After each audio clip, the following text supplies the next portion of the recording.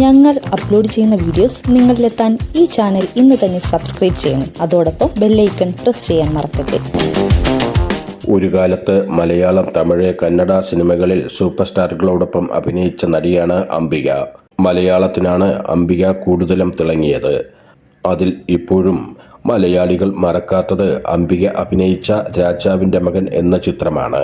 Mohanlal villain ചുവയുള്ള കഥാപാത്രമായി എത്തിയ ചിത്രത്തിൽ നാൻസി എന്ന കഥാപാത്രമായാണ് അംബിക അഭിനയിച്ചത്. ഇപ്പോഴുതാ രാജാവിന്റെ മകൻ എന്ന ചിത്രത്തിൽ അഭിനയിക്കുന്ന സമയത്തുണ്ടായ ചില അനുഭവങ്ങൾ പറയുകയാണ് അംബിക. അംബികയുടെ വാക്കുകൾ ഇങ്ങനെയാണ്: രാജാവിന്റെ മകൻ എന്ന സിനിമയിൽ അഭിനയിക്കുന്ന സമയത്ത് ലാലേട്ടന് നല്ല പേടിയുണ്ടായിരുന്നു. അതിനു മുൻപ് വരെ പല സിനിമകളിലും അദ്ദേഹം നായക വേഷമായിരുന്നു ചെയ്തിരുന്നത്. കേൾക്കാത്ത ശബ്ദം എന്ന സിനിമയിൽ ഞാനും അദ്ദേഹവും ഒരുമിച്ച് അഭിനയിച്ചിരുന്നു.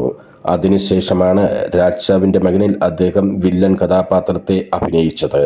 വില്ലൻ ചുവയുള്ള ഈ കഥാപാത്രം തനിക്ക് ചേരുമോ എന്നായിരുന്നു അദ്ദേഹത്തിന്റെ സംശയം.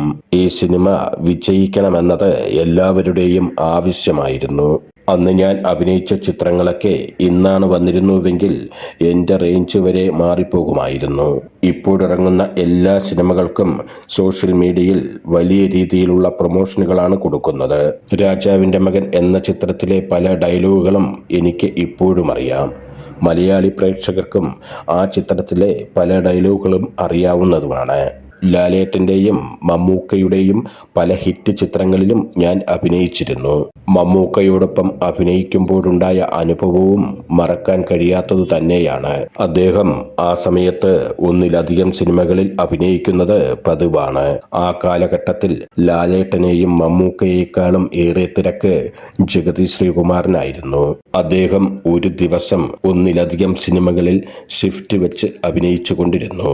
അതും എനിക്ക് മറക്കാൻ കഴിയാത്ത അനുഭവം തന്നെയാണ്. അംബിക പറഞ്ഞു നിർത്തി. ഞങ്ങൾ അപ്ലോഡ് ചെയ്യുന്ന വീഡിയോസ് നിങ്ങളിലെത്താൻ ഈ ചാനൽ ഇന്ന് തന്നെ സബ്സ്ക്രൈബ് ചെയ്യണം. അതോടൊപ്പം ബെല്ലൈക്കൺ പ്രസ് ചെയ്യാൻ മറക്കരുത്.